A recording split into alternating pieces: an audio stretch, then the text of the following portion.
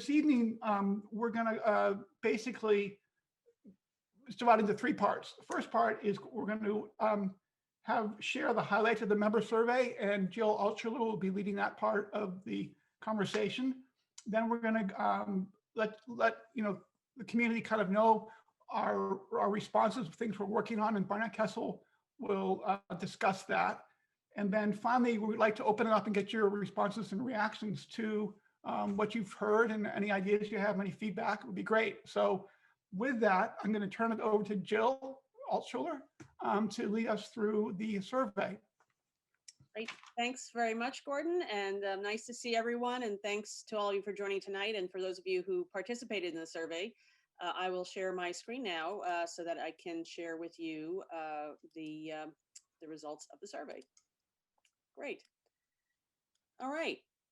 So this, as Gordon said, the three topics we want to cover today is first to share the highlights of the member survey, which I'll be doing, and then I'll turn over the floor to our wonderful executive director, Barnet, who will tell you some of the things that we're already doing to respond to feedback from the survey. And then Gordon will come back and lead a discussion to get your reactions, field questions and answers about the survey results, and get your thoughts about how we might use the survey going forward. So before I get into the survey and sharing the results, I'm actually going to move the pictures of all of you above me there. Okay, excellent. We're organizing my desktop here.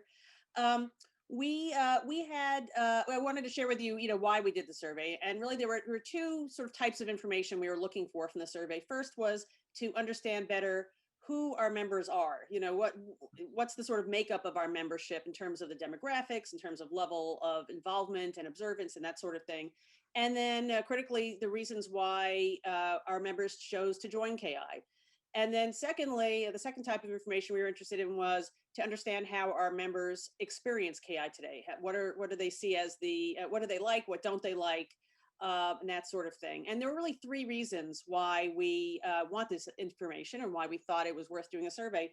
One was if you know who you're serving, you can sort of better meet the needs. You can tailor programs and initiatives towards the people who are, who comprise your membership. Second, we wanted to get some real feedback on some of the things we're doing already. What can we do better? What should we stop doing, start doing, et cetera? And then last is that it would help us sort of inform a strategy to potentially grow our membership. So if we knew the kinds of people who find what we offer appealing, then perhaps we can find more of those people in the community to become part of our community.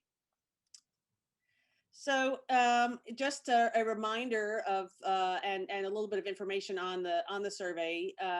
The survey was conducted in the first half of September of this year.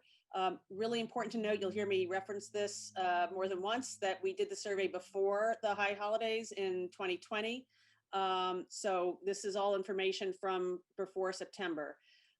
It was sent to an email list we have of 872 folks who are engaged with, affiliated with KI. So that included members, but also staff and non-members. We received 226 responses. So if you do the math there, 226 divided by 872 is a 26% overall response rate, which we thought was pretty terrific. But we really wanted to know what kind of response did we get from our members. And so we had asked the question on the survey, what's your current membership status? 167 of the 226 people picked one of the categories of membership. 27 the people who responded said they're not a member, and then 32 were either not sure if they were a member or selected other or skipped the question altogether. So on the basis of this, we estimated that our member response rate was at least 40%. And I'm happy to go over the numbers in more detail if anyone's ever interested in talking about it. But conservatively speaking, a 40% response rate, which was really quite good. Before we delve into the findings, I want to say a few things. One is that we need to be somewhat cautious. Even with a 40% response rate, you have to be careful with extrapolating what you see here. Certainly some of our members may not have had access to a computer and couldn't have responded to an online survey or would have been less inclined to respond. You could argue that perhaps our more engaged members would have been more likely to respond, and that could color the findings in some way. And then the other interesting point is that most often, we only found a few instances where this was not the case, that a single household member responded on behalf of a household. So when we talk about demographics of the respondents, it's the demographics of the individual who filled out the survey. The second important caveat is that the survey, as I said, was conducted before the 2020 High Holy Days. So that means that first, when people gave feedback on High Holy Day services, they were talking about the last time we were in person, which was 2019. And so there was no information here or feedback on the 2020 experience. And also is that we asked a lot of questions about the virtual experience, about how KI was handling COVID. And so this was essentially a pulse check midway through our COVID year, right? It's been 6 months since we've done the survey, and the survey was done 6 months into the pandemic. So keep that in mind. And as you'll hear later when Barnet talks about some of the things that we've been doing, we haven't been sitting on our hands for the last 6 months. We've been trying to respond to a lot of what was in here. So again, this is, in some ways, some of this is old news. And then the last caveat I'll just mention is that with any survey, this relies on self-reporting. I would certainly not portray anything in here as factual. It's all perceptions.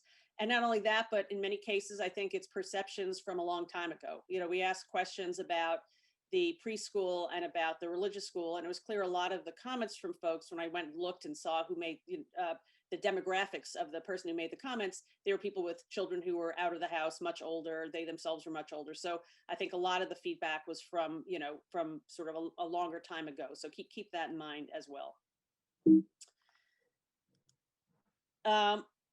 I'll give an overview of the findings, and then I'll go into some detail. I should actually say, I meant to say up front that I will have, there'll be about 20 or 25 more slides, and they're going to start to get pretty detailed with a lot of graphs and charts and things like that. It will be easiest for me to go through all of this and for you to save your questions till the end, because it's impossible for me to see all of you or see anyone raising their hands. So please take note if you have questions along the way. I would be really happy to answer any questions that you have about any of what you're about to see. But I do ask that we hold off on that until afterwards. So overall summary of the findings, and I'm going to go through this in some detail. KI members overall are relatively older than the population at large, tend to be highly educated, and are highly observant, actually relative to conservative Jews in the greater Boston area, as you'll see, as I'll share in a moment. By and large, our members are very pleased with what KI offers. There were, in the open-ended feedback, a lot of commentary about the special blend and balance at KI of offering a traditional conservative service that's also egalitarian, a sense that is a very Hamish sort of community and feeling of warmth at KI. Wonderful clergy, both clergy and lay leadership by name. People are really thrilled with the leadership that we have at KI, and of course the beautiful new space that everyone really misses and can't wait to be spending more time in. And overall, I'd say everyone was actually quite pleased 6 months in, back in September, with the response that KI made in terms of trying to address some of the needs of the congregation during the pandemic. We asked a number of questions about youth education. As you'll see, in general, folks are very, very pleased with the preschool and with the experience. If their child went through a bar or bat mitzvah at KI, there are more mixed reviews on the religious school. And then in terms of areas for improvement, and again, this was from back in September, was day-to-day management of the shul, responsiveness, and then overall kind of communications. But even back in September, a number of folks said, I've already seen some improvements in recent months, and there was great hope expressed for the arrival of our new executive director. So now I will go through the promised detail. So, strap in. I tried to condense a lot of material down to a relatively limited number of slides, but there is really a lot here. So I'll try to do my best to explain it. The survey covered 5 topics, and I'll go through highlights from each of these. The first was about you. It was just asking these questions around the demographics of our membership. The second was a set of questions to understand your overall relationship, the overall relationship members have with KI, how long they've been a part of KI, and what their views are towards KI overall. Then we asked a number of questions, including a number of open-ended questions about religious services at events at KI, about youth education at KI and about sort of the experience of the COVID response at that point from KI. So I'm going to walk through a few slides on each of these topics. So this is probably has the most color of anything you'll see for my presentation, and this is just a snapshot view of the member respondents, so the people who identified themselves as members, and how they characterize themselves, those sort of basic demographics.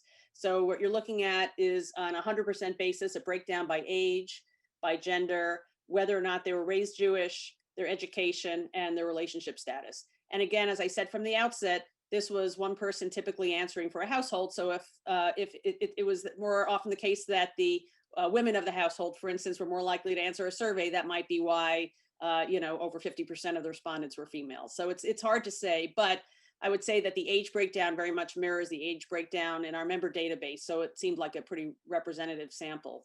And as I mentioned earlier, you can see we were really struck by, discussing with the board, the percentage of members who have a graduate degree and the percentage of members who are married. So as I mentioned earlier, KI members tend to be highly observant. Now, how do we know this? We asked a series of questions to understand a bit the sort of level of engagement, sort of Jewish engagement and Jewish observance of our members. And I'm just going to show you two of them. This one, the question was, which of the following best describes your current practices regarding keeping kosher? And as you can see, more than a third of our members answered all the time. They keep kosher all the time. And in fact, 60% of our members say they keep kosher at home or all the time. So it seemed like a pretty substantial proportion. But we picked this question and the other questions specifically because the very same questions were asked by the CJP in the survey they do of the greater Boston community every 10 years.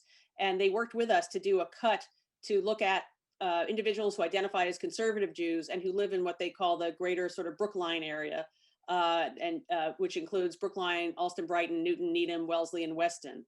And so we're able to compare ourselves on this question and other questions with conservative Jews in our local area, as well as all Jews in the Boston area. And as you can see from here, if we compare ourselves, at sort of over a third of us keep kosher all the time, but about 10% of the Boston area conservative Jewry population keeps kosher all the time. So basically, we're nearly 4 times as likely to keep kosher all the time versus area conservative Jews. And of course, if you look at all Jews in the Boston area, it drops off even more. And this, we saw the same pattern with every question, every one of these questions we asked. Oops, sorry about that. We asked the question, for instance, again, from the CJP survey, aside from special occasions like weddings or bar mitzvahs, how often do you attend any type of organized Jewish religious service? And here you can see that our members say they're 5 times more likely to say they attend weekly services versus conservative Jews in the Brookline area, and certainly, again, a lot more than all Jews in the Boston area. So some really interesting data, and again, there's more of this data as well. In terms of, so that's sort of a bit about our demographics. Now switching to topic 2, which is the relationship our members have with KI. So we asked, how long have you been affiliated with KI? And it turned out that over a third of the people who responded to the survey reported being affiliated with KI for over 20 years, which is a long time. That was actually quite something. And a number of folks in the comments, when we asked later about why did you join, and they talked about the family connection, they talked about family connections with KI over multiple generations.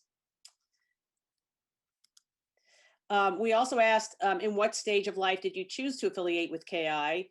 And what was interesting here is that, and by the way, the orange are the member respondents, the gray, including here, the people who were not members, but who did respond to the survey. So interestingly, most of the gray are single adults. But what's interesting is you look at the members and when they joined, it's typically, it's across the board, basically, with the exception of the folks who have kids in school of older age than kindergarten. But basically both empty nesters on one end of the spectrum and young adults with no children and with young children at the other end of the spectrum.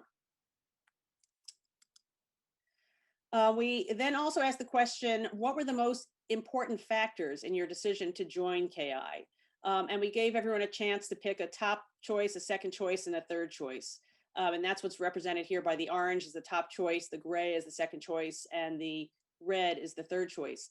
So you can see that the number one most important factor that was identified was the style of service at KI. And again, the commentary that went along with this for all the questions, we said, please elaborate. And again, this is where we heard a lot about, that folks were looking for a synagogue that had a comprehensive conservative service, including a full Torah reading, but also that had this sort of egalitarian piece as well. So that was something that is sort of the special sauce in a sense for KI for most of the people, followed by location and followed by our rabbis and the leadership of KI.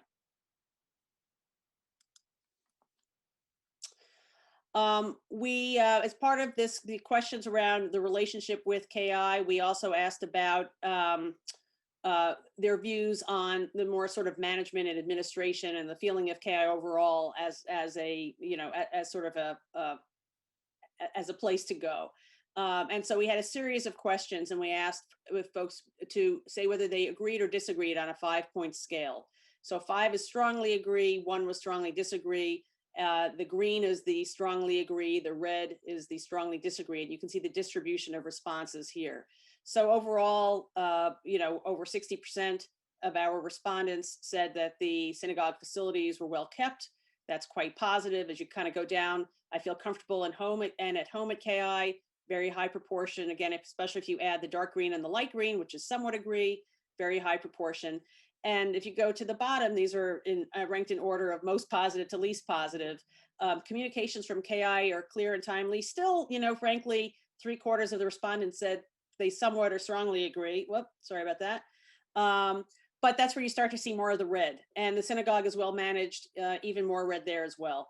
And again, the commentary that went along with this, where we asked to please elaborate, people talked about the sense that the website is sort of clunky, that links didn't always work, that there were a lot of emails that came through that perhaps the office staff wasn't as responsive as it could be. So there were a number of communications issues that people highlighted.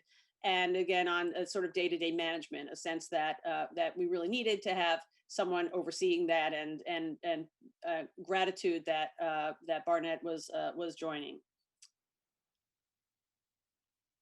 Now I'm going to switch to talk about services at KI, and there's a lot to say here.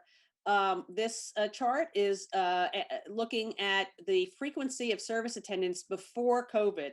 So we said before the pandemic hit, how often did you attend services? And each bar represents a different type of service. So we have Friday night services, Shabbat morning services, Havdalah, children's services, and the daily minyan. And then the different colors represent the frequency. So you can see that 40% of our members reported that they attended Shabbat services once a week. In other words, they attended Shabbat services every week. It's hard to attend Shabbat services more than once a week. And daily minyan, 20% of our community said that they attended daily minyan once a week or more. So this was quite quite a frequent level of attendance, I would say. And again, obviously is aligned with the more broad question we asked earlier when we compared that with the greater Boston community. We asked the question, what was the last in-person service you attended? And what was the last virtual service you attended? Because then after we asked this question, we asked people to comment and share their likes and dislikes, which I'll get into next. But it's just interesting to look at what was the last in-person service and last virtual service they attended in terms of in-person. And this is not on a percentage basis, this is actual numbers. But you could see that over half of the folks who responded said their most recent, the last in-person service they attended was a Shabbat service. You see high holy days here, but not on the right-hand side, because again, the survey was conducted before the high holy days in 2020. But what's interesting about the right-hand side is, again, this is 6 months into the pandemic. This is early September, and 70% of the respondents to the survey had already attended services virtually, which I was actually quite astounded by, that there really was that continuity with the virtual service. And it would be interesting to know if that number has increased over time since then. So then we said, please reflect on your last in-person service and share your level of agreement with the following statements about the experience. So I understood what was going on. This is, I think, remarkable. Over 80% said they strongly agreed that they understood what was going on. I was warmly welcomed, very strong positive response. I felt connected to the other people there, and I was inspired or emotionally involved. Not as strong, but again, if you compare not just the dark green, but all of the green, it's a great majority of our attendees feel not only that they understood what's going on, that they're warmly welcome, but they felt connected to other people and were inspired or emotionally involved. We asked a similar set of questions for your last virtual service, but of course it's a little bit different. So the question wording was a little different, but I want to show you the comparison between the two. I understood what was going on. So where we have these pairs of bars, the top bar is in person, that's IP, and the second bar is the virtual. So I understood what was going on, a little bit of a drop off with virtual, but still very strong. I was warmly welcomed, a bit of a drop off from in person to virtual. I felt connected, a lot more of a drop off. You can see more of that red, and I was inspired or emotionally involved, drop off there as well. So as you would expect, it's a lot harder to maintain connections and emotional involvement over these boxes, black boxes that we're all looking at right now. So one would expect a drop off, but still overall fairly positive responses. So then for a number of different types of services and situations, we ask for likes and dislikes. And what you're going to see here is the distillation of roughly 100 comments on all of these questions. Rather than share with you the comments, just sort of boiled it down to sort of the most frequently mentioned responses. So in terms of virtual services, likes and dislikes. So the likes were that people said, it's actually not so bad. Given the circumstances, it's the best we have. And the services are seen as quite well run and easy to access. People appreciated that the services, that you can attend them from wherever you are. A number of people said you don't have to leave the house or even dress up to go to services, which is kind of nice. Several folks commented that actually it seemed to work very well and be even more streamlined online than in person. They appreciated the opportunity to see friends who, of course, they couldn't see in person, but now could actually see at a service at KI online and welcome that during the pandemic. And then other comments about the appreciation for the Devar Torahs, for being able to see the sanctuary, even if not being able to be physically present there, and the role of lay leaders in leading services. On the dislike side, people said, well, they're doing the best they can, but Zoom is no substitute for being in shul with others. Then there are a number of dislikes about sort of issues that are more intrinsic to Zoom that had nothing to do with KI, but people saying things like, it's really hard to sing over Zoom. We can't sing as a community, and I really miss that because you can't sing on Zoom. Or I spend my entire day now for work on Zoom, so or on the weekend, Shabbat, I'm really not that excited about joining a Zoom service. So it was more about Zoom than about KI. There was some feedback about can we make our services somewhat more interactive than they are, even recognizing that it's Zoom? Are there things that we can do to give more of that human feel? A couple of people expressed concerns about the halakhic implications of using Zoom on Shabbat and holidays. And a number of folks said they just miss hearing Torah. Then we asked about high holiday services. And again, this was on high holiday services from 2019 and before, the in-person experience, not the online experience.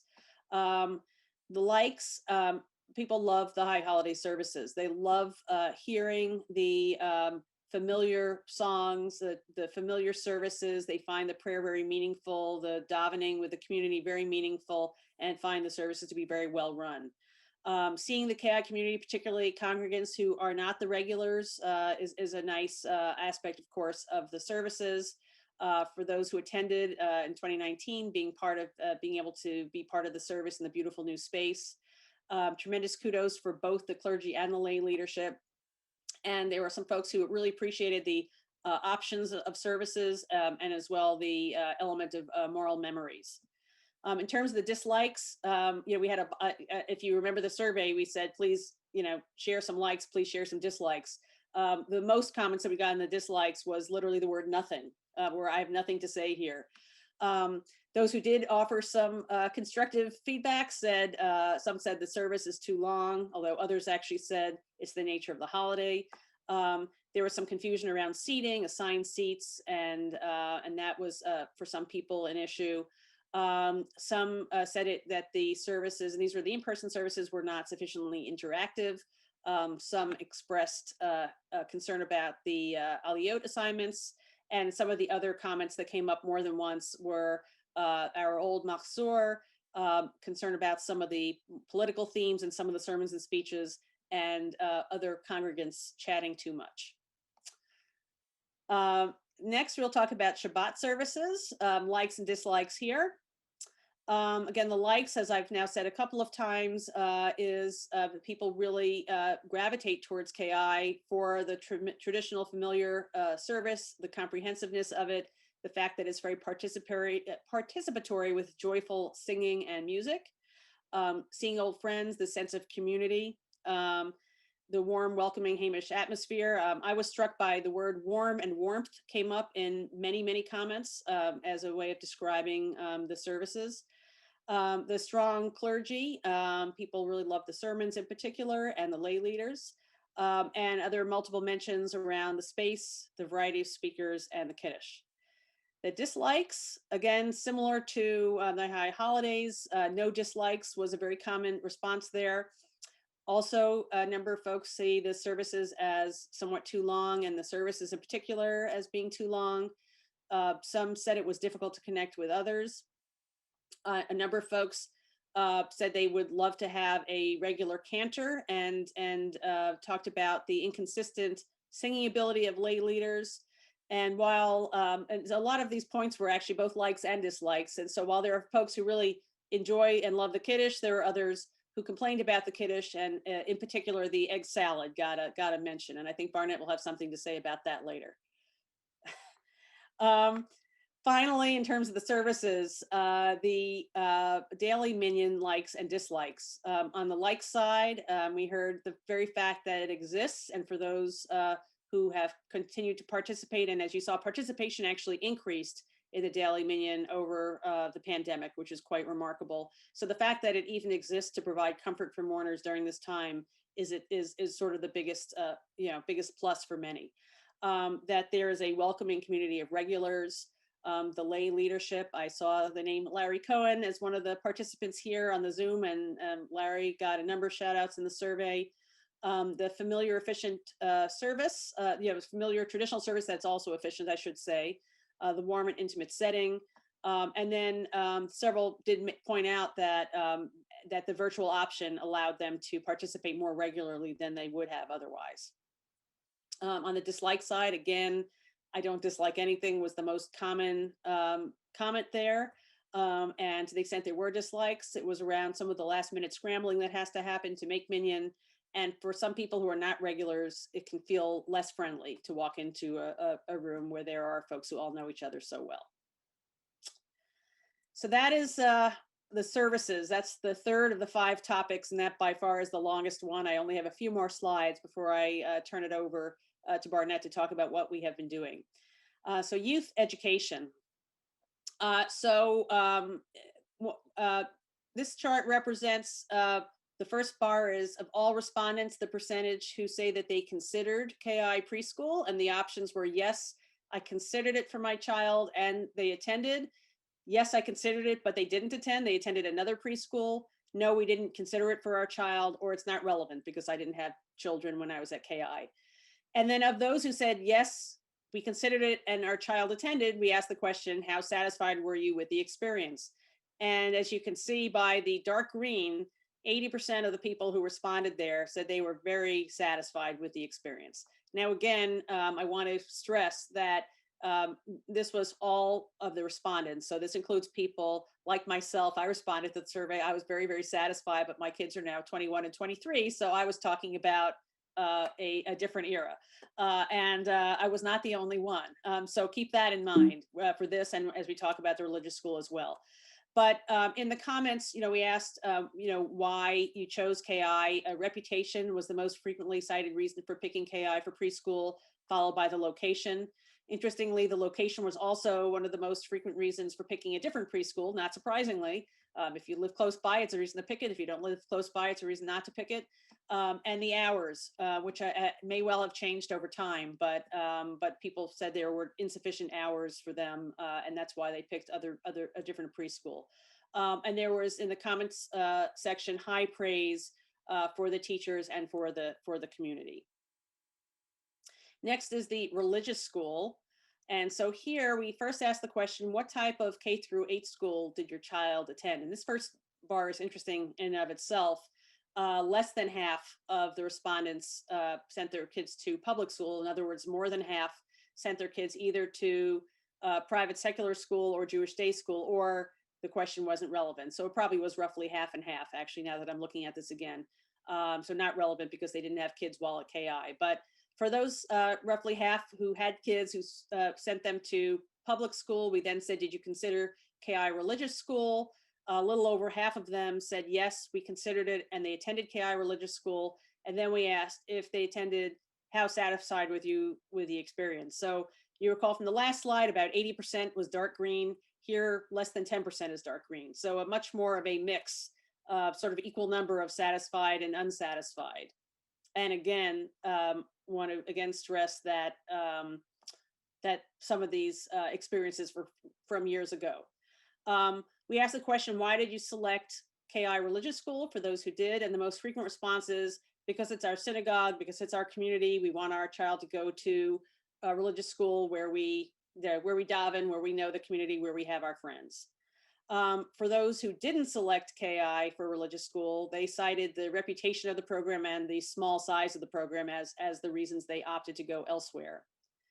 And then in terms of those who did attend, in the feedback, a lot of the commentary had to do with teacher turnover, a lack of continuity from year to year in the curriculum and approach, and in particular, the small enrollment, the fact that their kids really were not weren't enthusiastic about it. There wasn't a big enough cohort to attract their children and to make them feel like they were really part of a community. And then last in the youth education is the B'nai Mitzvah experience. Here again, we asked the question, did any of your children experience a bar bat mitzvah at KI? Over half said yes, they had. And of that half, nearly 70% said they were very satisfied. So again, that 5 on a scale of 1 to 5. The comments overall were very, very positive. But what was interesting was a common theme that it was very positive, but despite the fact that there was very limited support, it was sort of a do-it-yourself experience, as some people said, particularly on the administrative front. What was interesting was some people said they actually really liked the fact that it was that they were able to sort of craft their own experience, as one person said in the response. So a very meaningful experience overall, but a sense that there was not a tremendous amount of support along the way. And then my very last slide before I turn it over to Barnet is just the COVID experience. And this summarizes a lot of questions that we asked about COVID. But the overarching question was, how supportive has KI been during the COVID crisis? Again, on that 5-point scale, you can see that that nearly half of the respondents gave us the top mark, very supportive on that scale of 1 to 5. And again, this is from back in September, so it doesn't cover the second 6 months of the past year. But in the comments, there was a lot of appreciation expressed for all of the virtual learning offerings that have been provided. Tremendous appreciation for the support that KI has provided to its members, in particular the Sudarim, offering the kiddush lunches, the kosher meals for our older members. While some congregants said actually we could do even more, but we're really doing quite a good job. Of course, in asking about the COVID experience, folks said, virtual services are good, but not as good as in person. Can't wait to get back to the sanctuary. But a number of people, interestingly, said that they would like to see the option of virtual services continued as an option, particularly for those members who do find it difficult to be physically present. It would be nice to be able to have that choice. And going forward, people would like to see the continuation of virtual learning during this period, but also once we're beyond COVID, they'd like to see that all continue. So thank you for your patience with all of this, with letting me get through all of that. Like I said, I very much will look forward to your questions, but let's first have Barnet talk a little bit about how we've been responding to some of this feedback so far, and then we'll get back to your reactions and questions. Jill, thank you. Thank you very much for all your for the presentation so far tonight, for your thought leadership, taking the work that Henry and others have had started, but just your leadership from before, during, and after, and lots of after. I think you've gone through this for us on several different occasions, and I'm learning something new from every time I hear you present it. So the next few slides are going to explain to you using 8 categories. But before we start, I just wanted to make sure everyone, certainly on this Zoom call, understands that the lay leadership, the professional leadership, the clergy leadership, that all of us hear you as members, as congregants, as community, and you should also know that you're being heard. And I think those are 2 slightly different messages, and I want to make sure I take a couple seconds and explain that to you. And so as we go through these 8 categories, just want to make sure that you understand that we're continuing to learn what works and maybe what isn't working. We continue to act and react, and certainly not satisfied with any status quo if it's less than exceptional. So if we start with this first category, improving communication, which is one of the things we heard a lot in the survey, want to just quickly touch on 4 items. For one, the website. And you should know that the website is a completely new build, and Craig Beyer, who's on our call here, has a lot behind the scenes to do with how well it operates, how well it feels from a user experience. And I would also tickle you a little bit and say there's extensive additional functionality that we continue to learn a lot about and continue to roll out once we're comfortable with it. I do want to also mention the e-news, that it continues to be tweaked month after month so that it's more concise, more consistent, and readable. It's leadership's goal that you look forward to 11 o'clock in the morning every Monday and Friday, not exactly setting your watch to it, but anxious to see what are the new offerings in the e-news that you can sort of plan your week around. Third thing is I would explain to the group that we continue to become more proficient, maybe not experts, but certainly more proficient in Zoom as a platform for producing programming, for events, for learning, for community interaction, and also, of course, for prayer. And instituting an in-person registration through the website,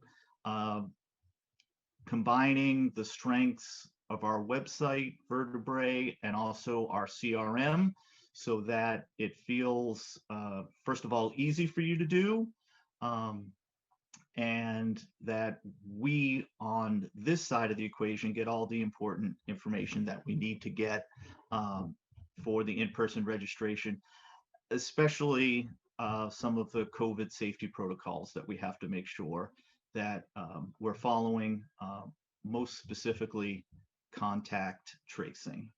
So the second category is, how do we make KI more transparent? How do you feel as a member of the community more vested and more connected and understand more what's going on? Back to my earlier comment that we hear you and you're being heard. So first is what we're doing this evening, holding periodic town halls. Earlier, we had a High Holy Days town hall that Rabbi Hamilton led, so that the community understood sort of what we were getting into together the first High Holy Days in this pandemic time. And speaking of, we also had a town hall with Dr. Bruce Weinstock about our COVID response, and we continue to move forward with our COVID response and adjusting the way we're producing programs and service experiences. And maybe lastly, actually maybe not lastly, secondly, opening lines of communication. This bullet specifically talks about the preschool, and in this challenging pandemic time, I've been very impressed with the lines of communication open and going back and forth between the preschool staff and the parents. You know, we opened a preschool to the fullest extent possible in terms of enrollment as soon as we could in the fall, and have stayed open and operating in a robust schedule and a robust experience for both the children and the parents. And I've just been impressed as late as this afternoon how communicative both these groups are with the goal of having a great preschool experience. Now, lastly, for the second category, committing to future congregational surveys. I mean, this has been enlightening for lay leadership and professional leadership, and future goal of to continue to push this out and ask you to pull towards us more information so we can understand what you're thinking. The third category is enhancing virtual services, and here it continues to be a learning experience and a taking it to the next level, maybe response. So first of all, a lot of the responses that Jill was sharing with you, I think she mentioned it twice, and I will mention it now for the third time, is that it was all pre-High Holy Days. I would take it one step further. It was pre any kind of physically present prayer experiences. This was before we made the concerted effort and the commitment to Shabbat morning service physically present, and Monday and Thursday morning physically present morning minyan. And so that in itself, I think, is a huge step forward in enhancing the virtual services, because some of the responses that Jill was mentioning was, you know, people found that they missed hearing Torah. Well, now we can have a Torah reading in the full complement of prayers because we have a physically present minyan in our beautiful sanctuary. And the fact that we're continuing to tweak and improve the AV equipment, the functionality, so that it's just a better experience for people at home consuming it virtually, and the physically present minyan that's in our beautiful sanctuary. And the AV equipment now allows you to see more of that beautiful sanctuary that we all miss being in together in large groups. Another point in response, but also even before seeing the survey response, you know, how do you make a new participant coming through on the virtual platform feel as welcome as they would if you came up to them and said, "Hey, hi, how are you? Haven't seen you here. My name is Barnett. Welcome to KI." So trying to do that through the virtual space is, takes it takes a little extra effort and a little nuance, but I know from my experience, my first evening minion, I was very well received, and I tried to come in without a name. Fourthly, inviting mourners to share stories and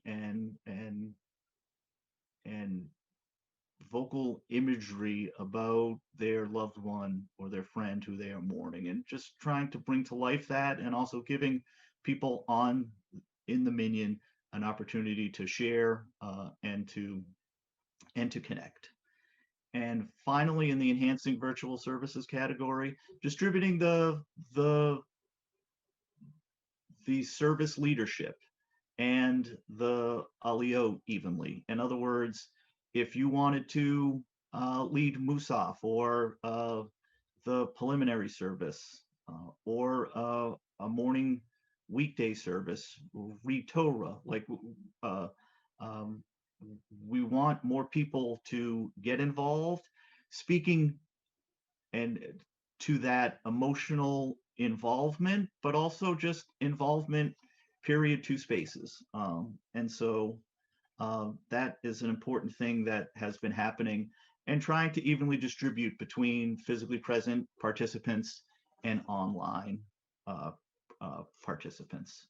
So the fourth category would be expanding online offerings. And again, coming from the point in time of the survey, I feel like there's just a whole lot that's been happening since then. And continuing online programs like on this first bullet, including book club, Mission in a Minute, taste book, but also so many new online classes that Rabbi Hamilton and Rabbi Bonnie Cohen have been leading and producing, weekdays and weekends. And also, I feel like I want to mention the Base Boston community and what Rabbi Bonnie Cohen has been doing with that cohort and the online programs, including a magician just last week for their Purim celebration. And then just moving quickly to the last four categories, expanding volunteer and social action opportunities. I mean, I continue to be in awe of everything that happens in this congregation, in this community, in this aspect. For starters, the Kiddush lunch distribution, where we're willing to expand it to whomever is interested, and thankfully the community is stepping up and helping us with that expanded infrastructure of volunteers, getting Kiddush lunch boxes out to whomever wants them. Our COVID-19 vaccine response, in terms of helping people navigate as best that we can help them through the appointment process for vaccinations as they continue to roll out through the different age demographics. Also something that I was very impressed with when I first got here, and continue to be with all the work that's been done by volunteers and continues to be done by volunteers, is the phone tree, trying to check in with people and making sure that they're doing okay, and if they need help, and then not just hearing them, but also saying, okay, you need this kind of help, and trying to connect them with a member of our community who can actually fill that need. And then, of course, the Helping Hands group and all the things that we do for Family Table, amongst others. The sixth category is enhancing the religious school experience and the B'nai Mitzvah experience. And, Jill laid out some interesting survey results. And I think the main point, and really the only point in this area, is that we have hired and successfully onboarded Lisa Redditch, our Director of Family Engagement, and she continues to make changes at every turn and enhancements in the experience, both in the religious school and as a bar bat mitzvah student and the family. And I read that survey result about the limited support and the limited administrative support as a real call to action, both for Lisa and for me in the office. While Jill said a lot of people, or some people, enjoyed the do-it-yourself experience, it would be my personal and professional opinion, the do-it-yourself experience is great for Home Depot and Lowe's, but not for Congregation Kehillat Israel. But that's one person's opinion. Moving to the seventh category, continuing to support our congregation during COVID. This is really where the rubber meets the road in this particular moment in time for us, which I think that sounds maybe melodramatic, but I don't mean it. But you're part of this community, and in this extremely trying time for all of us, how are we helping hold you up? How are we helping to hold you and your loved ones up and help you? So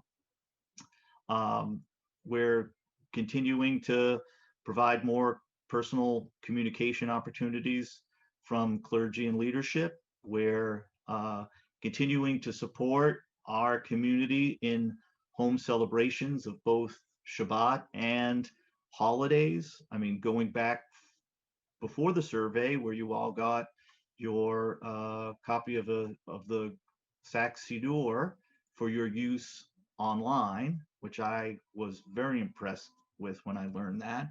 And then moving through the calendar for High Holy Days and getting everyone out at least one machzor and anything else you needed, from a Yisker book to a jar of honey, and then also the candles for Hanukkah.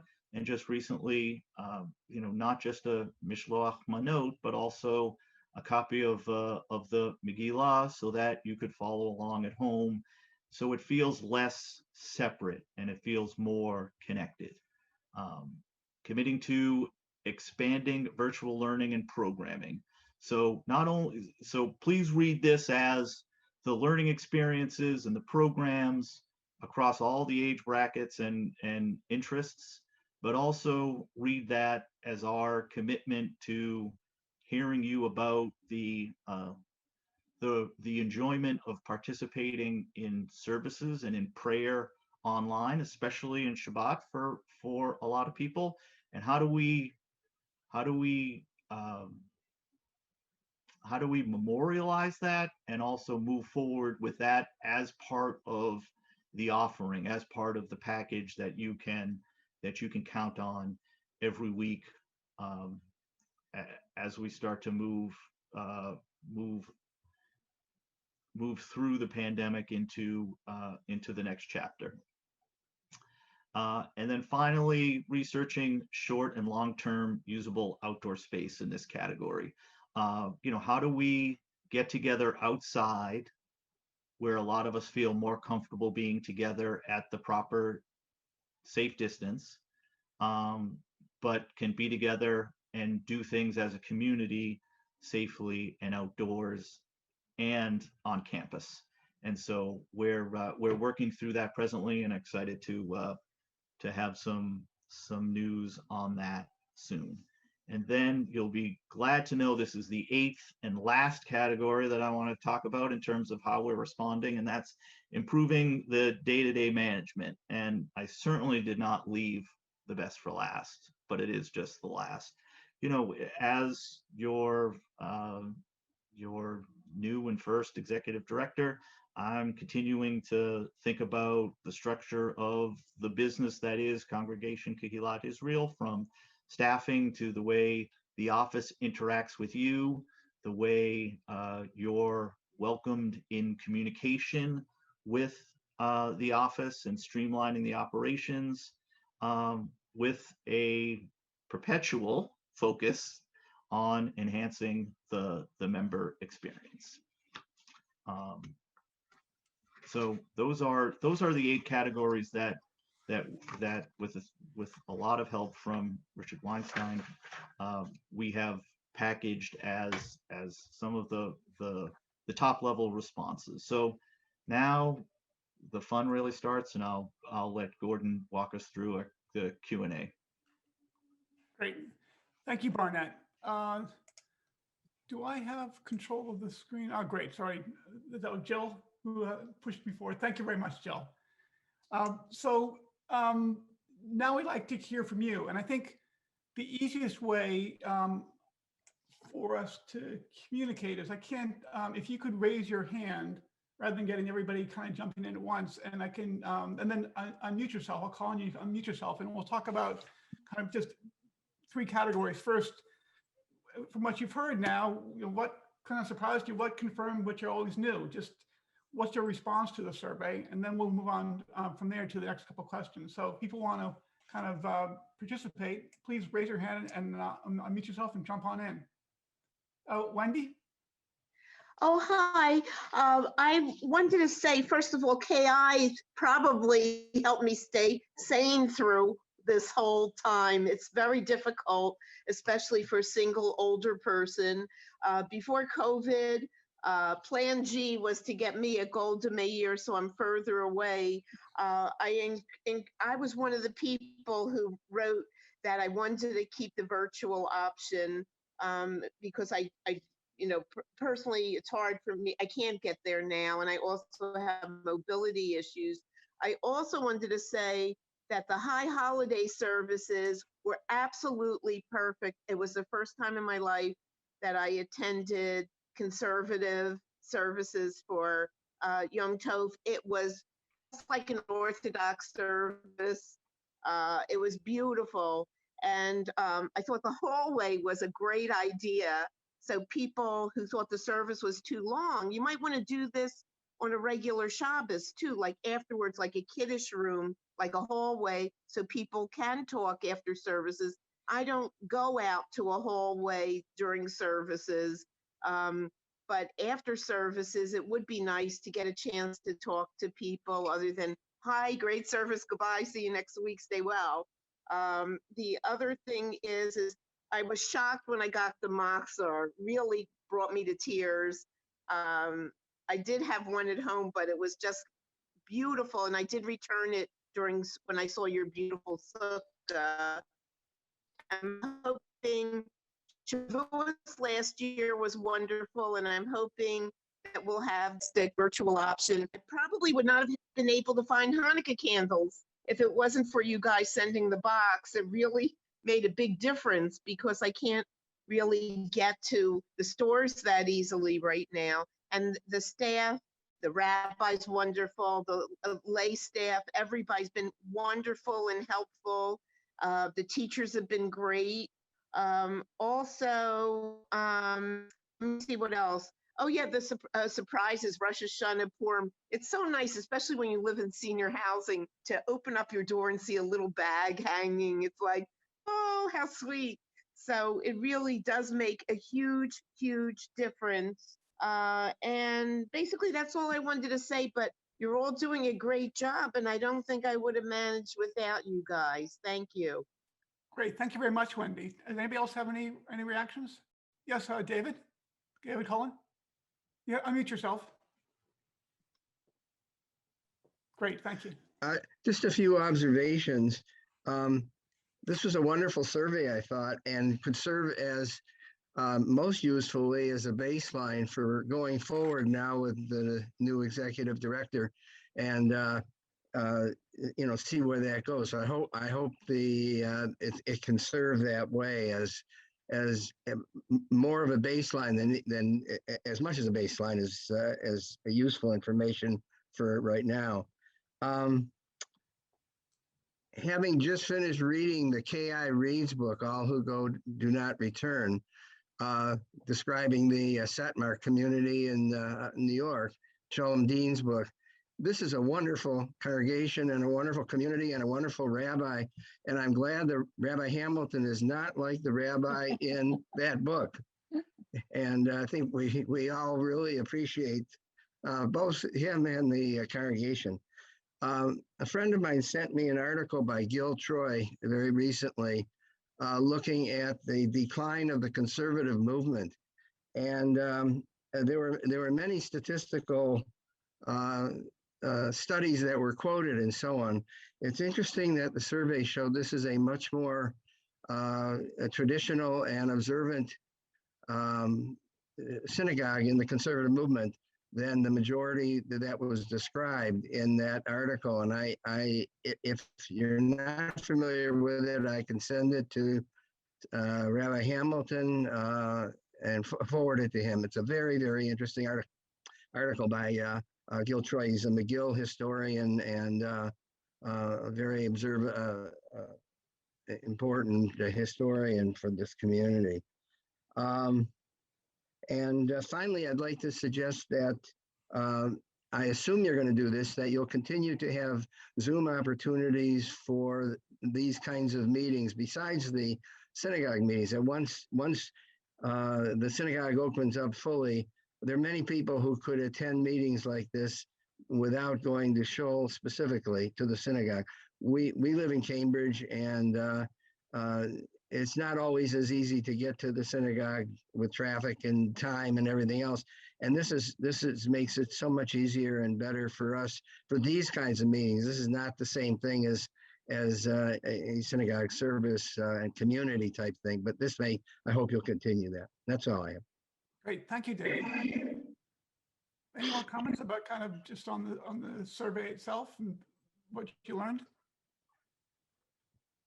Great, well, I see we actually have several board members on next with us, Sherry Lecker and Eric Brass, and I saw Candace earlier, maybe not Candace, and Lauren was on earlier too, but so the next question is, where do you see opportunities for us to improve how we serve our members today and beyond what we're doing?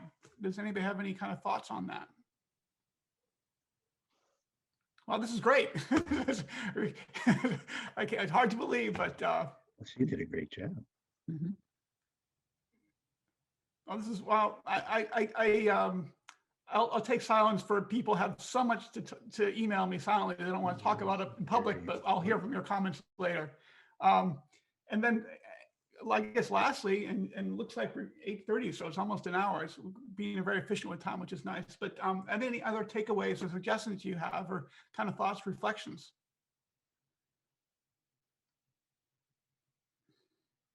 Everybody's spoken out. Well, you know where to find all of us.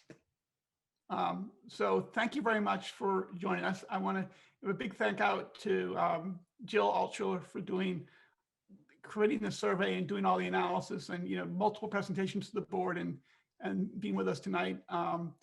Henry Braun was a big help earlier on with us again, and Deb Shapiro and Deb also for the foundation for the website. We owe to you for the new website, so thank you on that. Oh, yes. And I guess we've been good with time, and we appreciate everybody coming out and taking part of the meeting tonight. So thank you, and we'll see you all again soon.